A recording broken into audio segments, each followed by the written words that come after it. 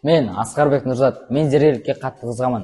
Мен бүгінгі күнім Сағидулла ағамызбен сұхбат. Біздің көз алдымызда жасалып жатқан ғажайып дүниенің әр сәтін қалт жібермей бақылап тұрмыз. Әдетте дүкендерден осындай зергерлік бұйымдарды немесе кез келген қолөнер заттарын көргенде бағасын ғана сұрап, оларды жасауға кеткен қыруар еңбек пен уақыт туралы ойланбаймыз.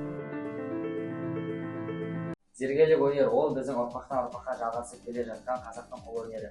Біз қазір сол жайлы Сағидулла ағамызды сұраймыз. Ассалаумағалейкум аға, сіз бұл салаға қалай келдіңіз? Мен зергер Оразов Сағидулла, осы зергерлік кәсіппен мектеп қабырғасын бітіргеннен бастап айналысып келемін.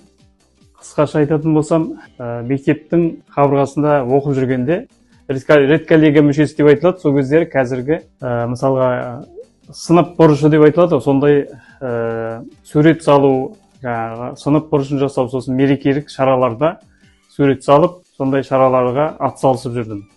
Суретке деген қызығушылығым болды. Сол арқылы жалпы мына зергерлік өнерге келуімнің себебі суретшілікті қызыққаным, оның ар жағында осы оқуды ары қарай дамытып оқу үшін Алматы қаласына оқуға түстім. Алматы мемлекеттік Абай атындағы универдің сәнді қолданбалы және сызу факультетіне оқуға түстім. Сол жерде ары қарай жалғастырдым.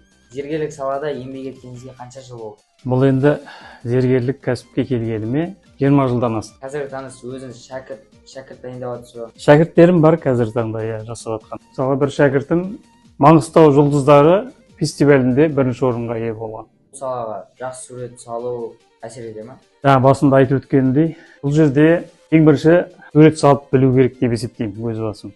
Сағидулла аға, айналама қарасам, көптеген қуат жамандар көрген. Солармен таныстырып жіберсеңіз. Жақсы. Мына жұмыс жасайтын орынмен таныстырайын бірінші. Мынау қазіргі заманғы орысша айтқанда горелка, көрік деп айтамыз.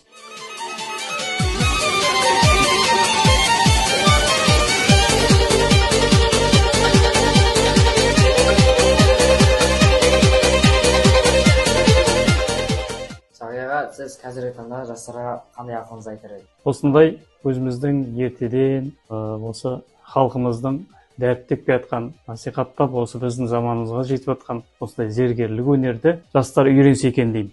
Осыған қызығушылық танытып, осының жолында еңбектенсе, жастарымызға бір 8 қырлы, бір сырлы болып, осындай өнердің бір шетін ұстап жүрсе деген ниетім бар. Сол тілегім орындалса екен деймін. Сізге көп рахмет.